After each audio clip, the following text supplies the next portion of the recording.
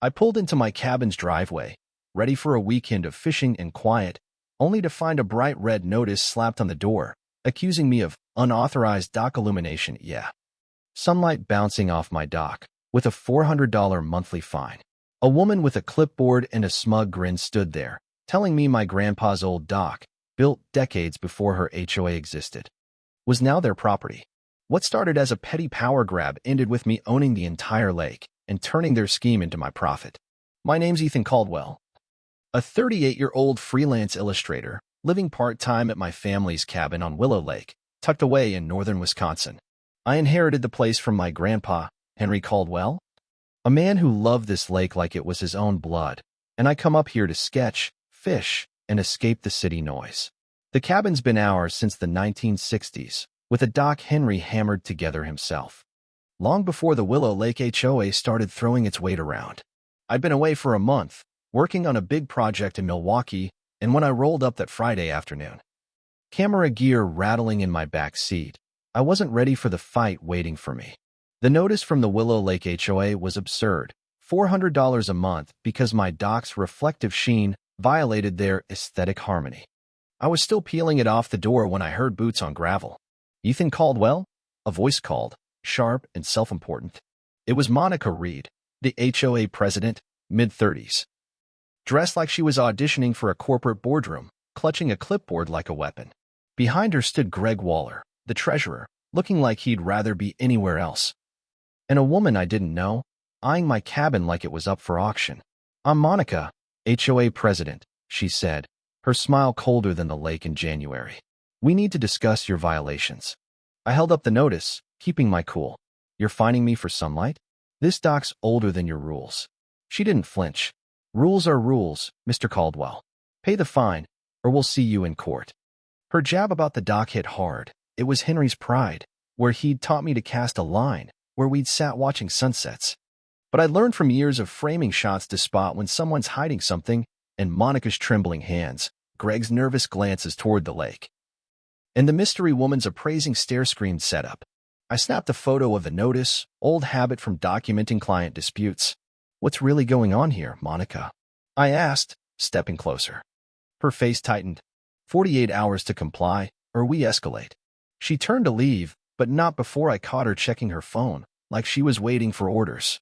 I called Walt Jensen, an old-timer who'd known my grandpa and every inch of Willow Lake since the Eisenhower days. "You run into Monica Reed yet?" He chuckled, his voice gravelly over the phone. "She's trouble, Ethan. Meet me at my place tomorrow, 7 a.m. Bring coffee."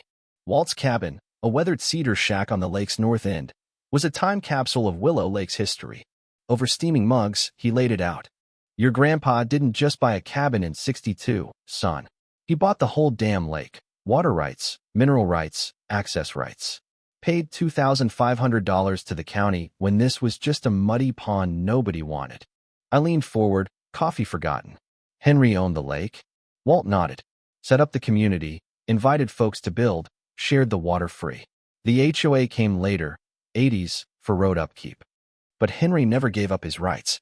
Those papers are in your basement, unless you tossed him." Walt's words lit a fire. I tore through Henry's basement files that afternoon, dust tickling my nose, until I found a yellowed envelope labeled Willow Lake Purchase, Keep. Inside was a 1962 deed, clear as day. Henry Caldwell owned the lake's water, minerals, and perpetual access. Passed to me in his will. Every dock, every swim, every boat on Willow Lake was mine to allow or deny. My hand shook as I read it twice, the weight sinking in.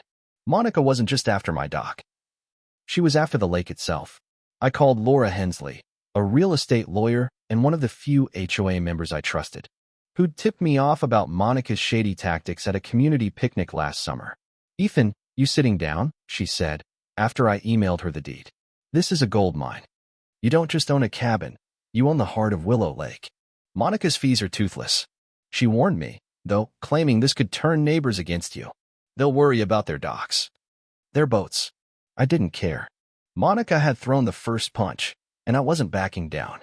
Laura and I planned to play it cool, let Monica dig her own grave while I filed the deed with the county. But the next morning, Monica upped the ante, posting guards at the community road, claiming I was barred from my cabin until I paid up. ID and residency proof, a guard demanded, clipboard in hand. As Monica watched from her SUV, smirking, I handed over my license, voice loud for the neighbors gawking from their porches. You're blocking me from my own home over a dock fee? The guard faltered, glancing at Monica, who strode over. You ignored our rules, Ethan, she said, her voice carrying for the crowd. No access until you comply. I snapped photos of the barricade, the guards.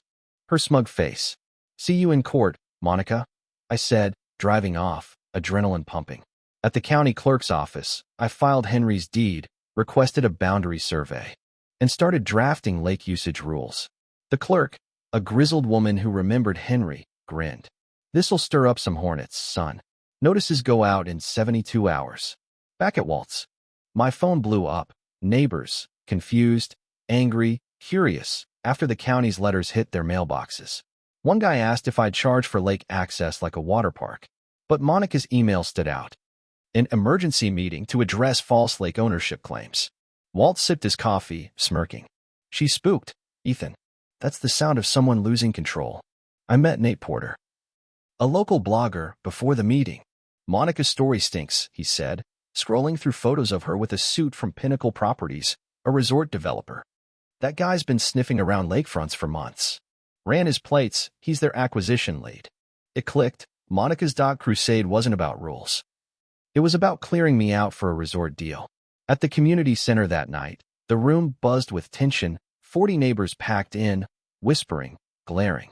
Monica stood at a projector, flashing renderings of a glitzy resort, hotel, marina, condos, where half the cabins, including mine. Now Saturday, this partnership with Pinnacle Properties will make Willow Lake a destination.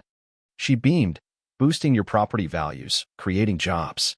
I caught her glancing at the Pinnacle guy, his suit pristine, nodding from the back. I stood, voice steady. Before we buy this sales pitch, Monica, let's talk about the county's notice you got yesterday. The room hushed.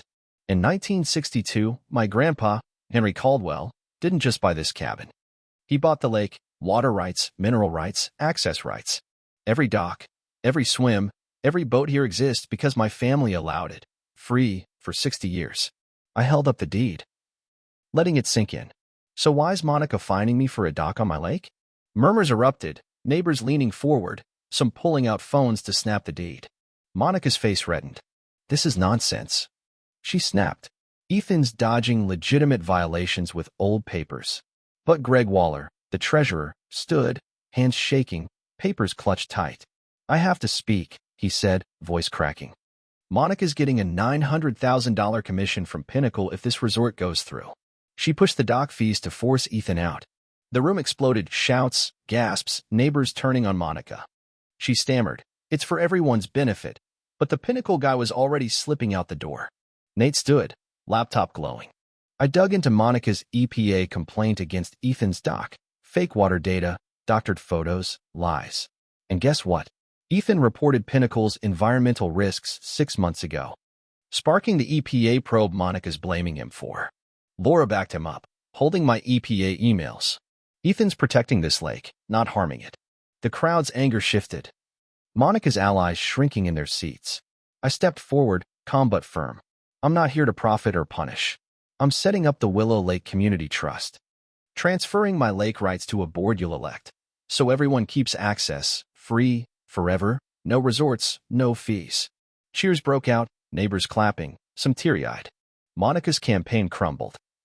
Her narrative shattered. She stormed out, but not before hissing at me. You'll regret this, Ethan. I'm not done. A week later, an EPA notice hit, Monica's last shot, claiming my dock polluted the lake, threatening a year-long shutdown. Fines could hit $60,000, and neighbors wavered, fearing lost summers. Laura laid it out. It's extortion. Fight it.